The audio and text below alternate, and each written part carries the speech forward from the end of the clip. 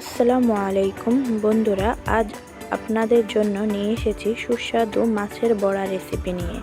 মাছের বড়ার জন্য প্রথমেই প্রয়োজন পরিমাণ মতো মাছ, ডাল 1 কাপ, আধা কাপ পেঁয়াজ কুচি, রসুন 5-6 কোয়া, কাঁচামরিচ 6 থেকে 7টা, ধনিয়া পাতা পরিমাণ মতো।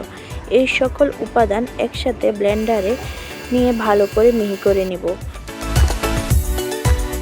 এরপর মিহি করা মিশ্রণটি পরিমাণ মতো হলুদ গুঁড়ো, জিরে গুঁড়ো, লবণ দিয়ে ভালো করে মিশিয়ে নিতে হবে।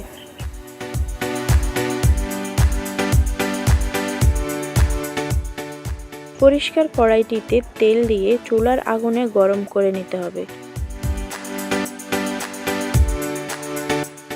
গরম তেলে বড়ার মিশ্রণ দিয়ে ভালো করে ভেজে